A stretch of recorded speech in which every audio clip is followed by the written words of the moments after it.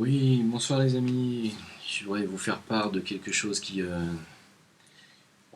bien triste pour les amis de Stéphane, les amis de Stéphane Blais. C'est pas seulement les amis, mais c'est aussi ses admirateurs. Vous savez à quel point Stéphane et moi on était liés, on était proches, autant sur le plan des idées. On faisait beaucoup de vidéos ensemble, beaucoup de lives ensemble, notamment récemment chez Natacha sur la chaîne de Richard Boutry et avant. On s'est rencontrés en 2018 ou 2019, peut-être, je ne sais plus exactement. Et c'était un vrai ami, c'est quelqu'un d'intègre. Je n'arrive toujours pas à lui rendre hommage parce que je ne peux pas regarder encore les images, parce que j'ai passé le mois de septembre de l'année dernière, on a quand même passé 15 jours ensemble chez lui. Et bah oui, ça fait partie des gens, comme j'expliquais à Chloé Framery encore il n'y a pas longtemps, cet après-midi d'ailleurs. Je lui expliquais, il y a des gens comme ça, c'était une âme sœur en ce qui me concerne, un artiste déjà comme moi. Enfin, lui c'était un artiste surdoué, bien plus surdoué que moi. Et déjà on était sur la même longueur d'onde musicalement, il aimait beaucoup ce que je faisais, il aimait beaucoup ce que faisait mon élève aussi qui compose. Il nous avait beaucoup encouragés, ce qui était un compliment gigantesque pour nous. Et puis c'est quelqu'un qui, comment dire, je le considérais comme une âme sœur. Vous voyez, je ne peux pas vous expliquer, il y a des amis qu'on a depuis 20, 25 ans, et d'autres qu'on connaît depuis 2, 3 ans, qu'on voit beaucoup moins, mais qui laissent des traces plus importantes parce que on se sent proche, en fait, pas seulement au niveau des blagues ou des choses qu'on échange, mais on se sent proche sur les choses profondes de la vie. Euh, la compréhension du monde, vous voyez. Et donc, vous voyez, c'est un peu vraiment comme un frère, quoi. C'est plus qu'un ami, quoi. C'est vraiment quelqu'un qui on n'avait pas besoin de se parler trop parce qu'on pensait la même chose sur beaucoup de choses. Et il a fait partie des gens comme ça qui, quand ils s'en vont, laissent un grand vide. Enfin, en tout cas, moi, me laisse un grand vide. Et je sais que vous êtes aussi très nombreux à être concernés par ça. Et donc, je tenais à vous faire part d'une anecdote un petit peu triste. C'est triste. Je vais essayer de ne pas réagir dans la colère. Je suis plutôt dans la tristesse, là, je vous dirais franchement ce soir. Parce que vous savez, la personne chez qui Stéphane se serait tué, même si moi j'en doute, hein, je ne suis pas le seul à en douter. Hein, il y en a plein qui en doutent, Diodo en doute, et beaucoup en douter. Mais peu importe. Hein, la personne chez qui Stéphane s'est défenestré, euh, je l'ai appelé, c'est l'amie de Stéphane, la copine de Stéphane, qui m'avait donné son numéro et j'ai appelé tout de suite dès que j'ai pu pour savoir ce qu'il en était, ce qui s'était passé.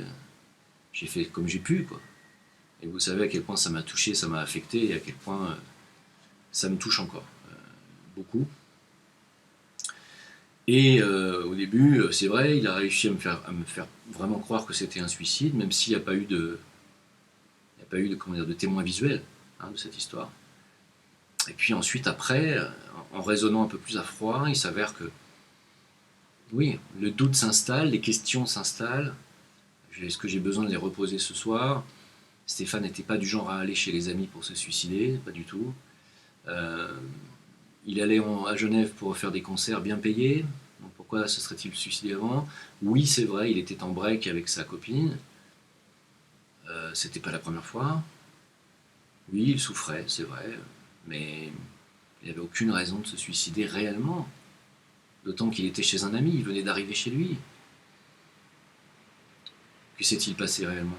Personne ne saura jamais, je veux dire. Ni Mehmet Idlis, chez qui il est mort, ni moi, ni Pierre Jovanovic, ni Bruno Gollnisch, ni Dieudonné, ni aucun de ses amis, même la copine, la fiancée, enfin l'ex-copine de Stéphane, ne sait pas non plus.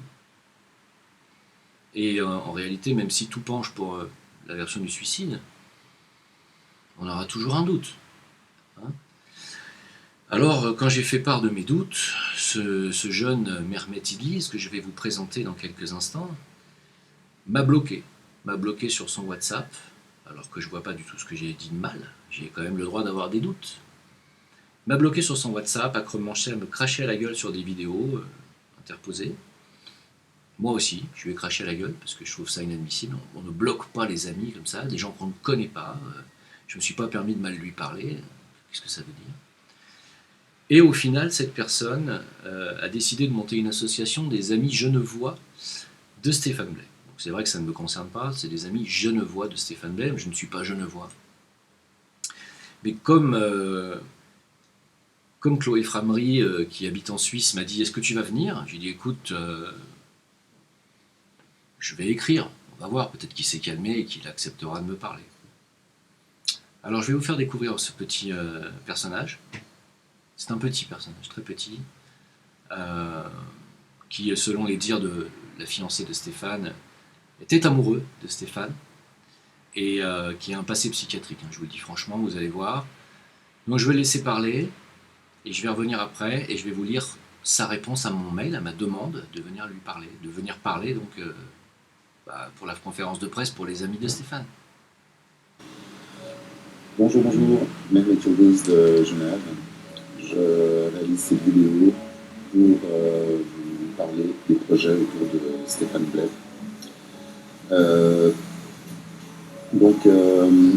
Nous avons créé il y a quelques jours une association, l'association des amis, l'association genevoise des amis de Stéphane Blais, association à but non lucratif qui va nous permettre de mettre en place, de mettre sur pied un certain nombre de projets, dont solliciter les autorités turques pour nommer une rue Stéphane Blais à Istanbul. Nous avons également comme projet la création d'un album hommage avec ses amis, ses élèves qui joueraient des partitions de Stéphane au piano. Voilà, donc vous l'aurez compris, il monte une association avec tous les amis de Stéphane, très bien. Donc il considère que moi je ne suis pas son ami, bon, c'est pas bien important, mais c'est vrai que je ne suis pas genevois, donc à la limite j'ai pas grand chose à faire dans cette association, mais je venais voir lui très gentiment en disant alors est-ce que cette fois tu vas me permettre de parler ou est-ce que tu vas me bloquer comme sur WhatsApp? Ce que j'écris dans ce mail. Et cette réponse, je vais vous la lire en direct, est absolument extraordinaire. Alors je vais vous laisser juge après de savoir si vous devez y aller, si vous devez suivre cette personne, ce mouvement. C'est triste, vous allez voir, c'est vraiment d'une tristesse sans nom. Alors, Jim, c'est moi. Tu m'as appelé quelques heures après le décès de Stéphane. Eh oui. Tu as été sale au téléphone. Ah bon? Moi, j'ai été sale au téléphone, dis donc. Réveille-toi, trou du cul. Il y a un ami qui est décédé chez moi. Ouais, c'est mon ami. J'étais pas en mesure de te parler avec toutes mes capacités, mais il n'y avait aucun souci, mon ami. Je t'ai absolument rien dit de mal. Je t'ai demandé ce qui s'est passé. Je t'ai pas du tout insulté, ni quoi que ce soit. Or, donc, il semblerait que l'empathie et la compassion soient étrangers à toi, ça se voit sur ta sale gueule. Ah, j'ai bien fait de demander s'il m'invitait. Puis, je suis tombé sur tes vidéos qui sont des déversements de conneries. Bah oui, sur tous les lives avec Stéphane, probablement. Des lives pouilleux face caméra, avec Stéphane encore. Groland, mec.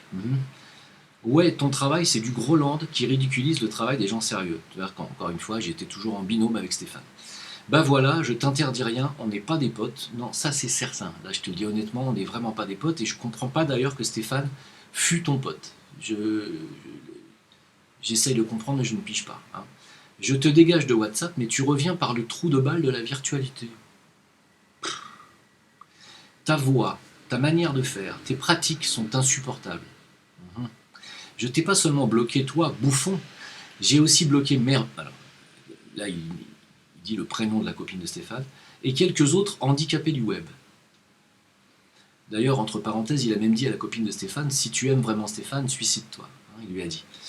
Crache sur le roi du Maroc, et peut-être on t'adressera la parole. Qui ça? Ça te fera du buzz en plus. Et ça te mettra réellement en danger. En dessous de ça, c'est cramé. Alors, je vais te dire, je vais pas m'énerver, ça ne sert à rien. Tu as un passé psychiatrique.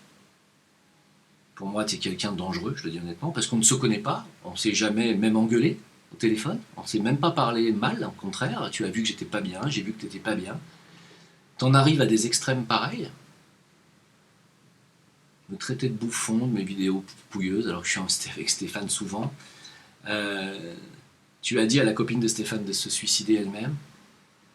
Tu me demandes de cracher sur le roi du Maroc, que peut-être on m'adressera la parole. C'est qui on, mon ami? Qui est on? Tu travailles pour qui exactement? Ça te fera du buzz en plus? Tu crois que j'ai besoin de ton buzz, moi? Et ça te mettra réellement en danger, parce que tu crois réellement que je ne le suis pas. Voilà, donc je tenais à faire part à toutes les personnes qui seraient tentées d'aller voir cette association, cette conférence de presse, qu'elle est tenue et dirigée par cette personne. Qu'aujourd'hui, plus que jamais, j'ai de très gros doutes sur le suicide de Stéphane, surtout dans l'appartement de ce monsieur. J'en dirai pas plus. Bien entendu, j'ai pas d'accusation à faire, je n'en ferai pas. Je suis plus que triste de lire des choses comme ça. En hommage à mon ami Stéphane. Stéphane, je sais que tu n'aurais pas laissé cette petite crotte parler comme ça, parce que toi-même, tu étais très intègre avec les amis, et tu ne supportais pas qu'on me parle mal, tu ne supportais pas qu'on parle mal à tes amis, et tu l'aurais très probablement fortement recadré. J'ai juste envie de te dire, ce jour-là, tu n'aurais pas dû aller à Genève. Malheureusement, tu ne pouvais pas venir chez moi parce qu'il y avait le confinement. C'est comme ça. C'est comme ça. J'espère en tout cas que tes amis genevois te rendront hommage comme il faut. Moi, Stéphane, je te rendrai hommage comme il se doit quand je pourrai. Pour l'instant, je suis encore trop affecté. Ah oui, il paraît que j'ai pas de compassion avec ma sale gueule. C'est normal. Et puis, je laisse les gens juger de cette association, des intentions de ces gens. Je ne sais pas qui c'est en fait. Qui me demande de cracher sur le roi du Maroc maintenant pour me mettre en danger. Il demande à la copine de Stéphane de se suicider. De belles personnes, de belles âmes, remplies de compassion. C'est clair pour moi. Je suis triste. Je suis même pas en colère, je suis triste. Et vous qui me connaissez depuis longtemps, vous savez, vous connaissez ma sensibilité, vous savez que